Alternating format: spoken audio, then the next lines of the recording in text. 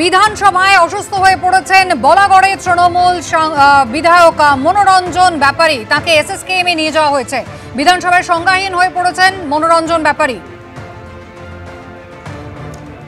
এই মুহূর্তে বিধানসভা একেবারে উত্তাল হয়ে উঠেছে। উজ্জ্বল মুখোপাধ্যায় আমাদের সঙ্গে রয়েছেন। উজ্জ্বল, দেখো বলি, বিধানসভার ভেতরে রীতিমতন হাতাহাতি চলছে এবং 4 জন বিধায়ককে সাসপেন্ড করেছেন অধ্যক্ষ।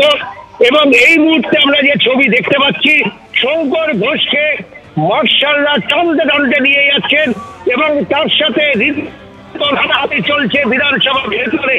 এবং যে বিজেপির বিধায়করা রয়েছেন তারা ওয়ালে নেমে এসে সেখানে দাঁড়িয়ে তারা বিক্ষোভ দেখাচ্ছেন।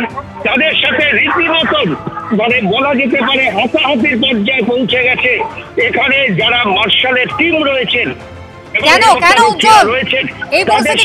তার কারণ হচ্ছে একটি বক্তব্য, অশোক লাহিড়ীদের একটি বক্তব্য এক্সপান্স করেছিলেন। তাদের বিরুদ্ধে অভিযোগ ছিল যে তারা বক্তব্য রেখে এখান থেকে বেরিয়ে গেছিলেন।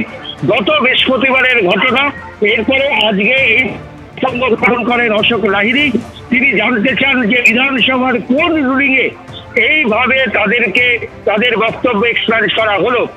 অধ্যক্ষ জবাব দেওয়ার আগেই তৃণমূল বেঞ্চ বা সরকারি বেঞ্চের থেকে চন্দ্রিমা ভট্টাচার্য সিদ্ধান্তই চূড়ান্ত এবং তারা বেশ করেছেন। এরপরে দেখা যায় বিজেপি বিক্ষোভ করছেন, ওয়ালে নেমে তারা বিক্ষোভ দেখাচ্ছেন এবং কাগজ ছিঁড়ে বিধানসভার ভেতরে একের পর এক বিক্ষোভ করছেন। এরপরই অধ্যক্ষ জানিয়ে দেন যে এই সেশনের জন্য 4 জনকে তিনি সাসপেন্ড করছেন। মনোজ ওরাও, দীপক বর্মন, শঙ্কর ঘোষ এবং অগ্নিমিত্রা পাল।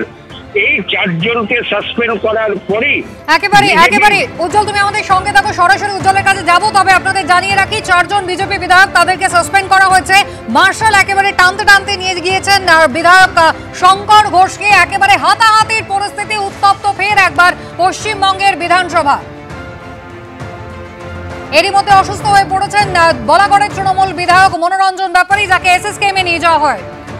ইসরায়েল ইরান যুদ্ধের আজকে 11 দিন। আমেরিকার হামলার পর ইসরায়েলের ওপর আক্রমণের তীব্রতা বাড়িয়েছে ইরান।